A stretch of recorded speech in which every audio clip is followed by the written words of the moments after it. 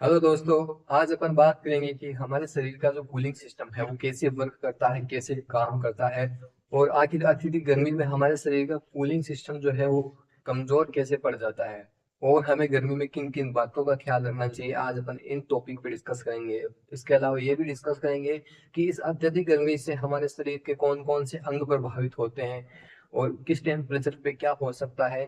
इसके अलावा कैसे ये सिस्टम काम करता है, कौन कौन सी तकनीक इसके पीछे टेक्निक काम करती है, उनके ऊपर डिस्कस करते हैं दोस्तों। चलो आओ अपन जानते हैं कि हमारे शरीर का कूलिंग सिस्टम कैसे काम करता है।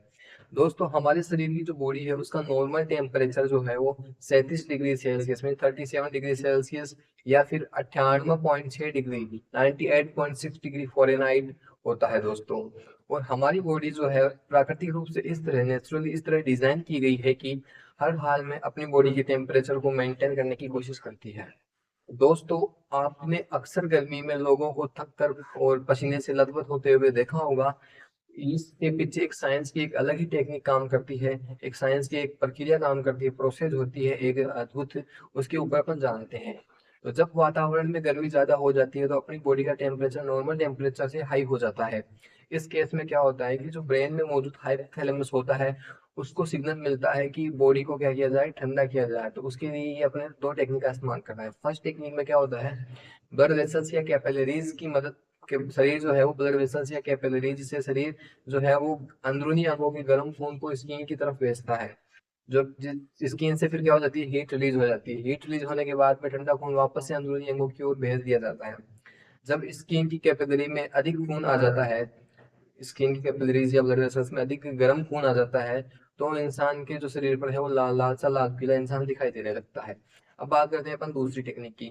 दूसरी टेक्निक में क्या होता है दोस्तों कि जो पसीना ग्रंथि होती है, स्वेट ग्लैंड से पसीना आना शुरू हो जाता है, अत्यधिक पसीना आता है।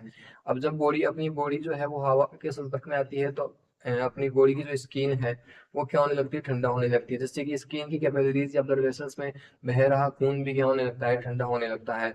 और फिर ठंडा खून वापस से अंदरूनी अंगों की ओर सप्लाई कर दिया जाता है। तो दोस्तों, इन दोनों टेक्निकों से मिलकर हमारे शरीर का जो है वो कूलिंग सिस्टम बनता है और ये प्रोसेस तब तक चलती रहती है जब तक कि अपनी बॉडी अपने नॉर्मल टेम्परेचर को नहीं अचीव कर ले, तब तक ये प्रोसेस चलती रहती है।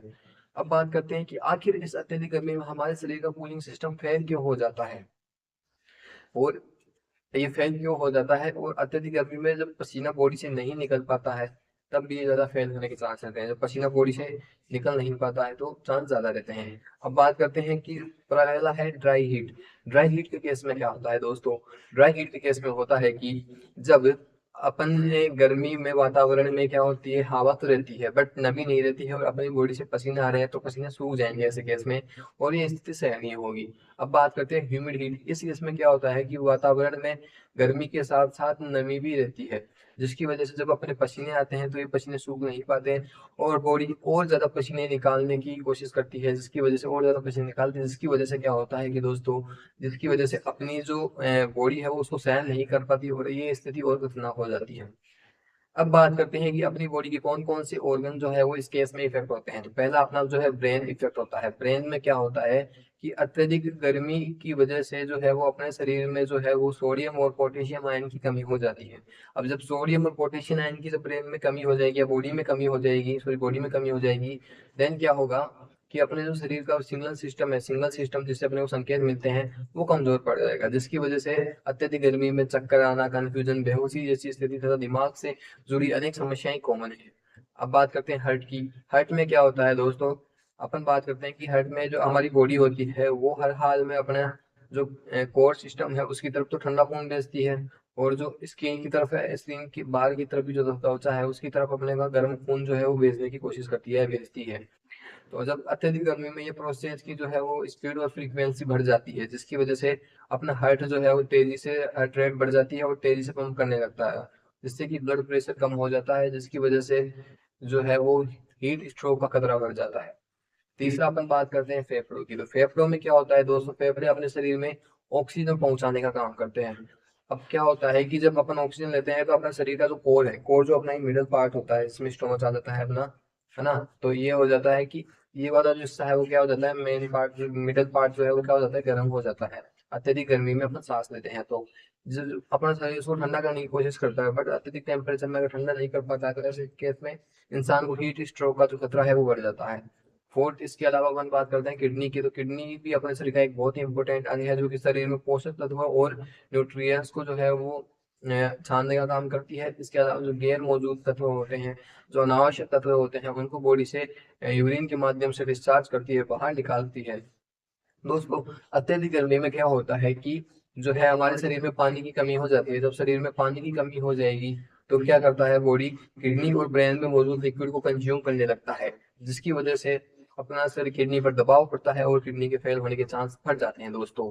और अब बात करते हैं स्किन की, तो स्किन क्या होता है कि स्किन में जो है वो ग्रंथियां पाई जाती है जिनमें कि पानी भरा रहता है, जो कि बॉडी के कोर भाप को या जो बॉडी का जो कोर टेम्परेचर है उसको ठंडा रखने की कोशिश करती है। पर अत्यधिक गर्म हीट, एक्सट्रीम हीट की सिचुएशन में जो है वो क्या होता है कि ये बॉडी के कोर को ठंडा नहीं कर पाती है, बॉडी को ठंडा नहीं कर पाती है, जिसकी वजह से इंसान के शरीर पर लाल चकत्ते हो जाते हैं और अत्यधिक पसीने आते हैं। अब बात करते हैं कि किस टेम्परेचर पर क्या होता है दोस्तों। महज नॉर्मल टेम्परेचर से 60 डिग्री सेल्सियस अगर स्किन का टेम्परेचर, बॉडी का टेम्परेचर हो जाए तो इंसान की क्या हो सकती है, डेथ हो सकती है। एनवायरमेंट का नहीं, बॉडी का टेम्परेचर अगर हो जाए तो इंसान की ऐसे केस में क्या हो सकती है दोस्तों, डेथ हो सकती है। जैसे कि 37 डिग्री सेल्सियस अपने बॉडी का नॉर्मल टेम्परेचर है। अब बात करते हैं अपन 38 पे, तो अपने 38 जैसे ही बॉडी का टेम्परेचर होता है तो अपने पसीने आने लगते हैं और प्यास ज्यादा लगती है, गर्मी ज्यादा लगने लग जाती है। और 40 डिग्री से अधिक होने पर दिमाग कन्फ्यूजन, माइग्रेन, चक्कर आना, पसीने, बेहोशी, सिर दर्द और उल्टी जैसी भी हो सकती है कई बार। और सिर दर्द, बेहोशी, चक्कर, दिमाग में confusion, okay, sodium potassium ion शरीर में कमी, किडनी किडनी का फेल होना, ये समस्याएं उत्पन्न होना शुरू हो जाती है। और एट लास्ट 44 डिग्री पर इंसान की डेथ भी हो सकती है दोस्तों। आई होप ये आपको वीडियो अच्छा लगा होगा। अब मिलते हैं नेक्स्ट वीडियो में, तब तक के लिए दोस्तों।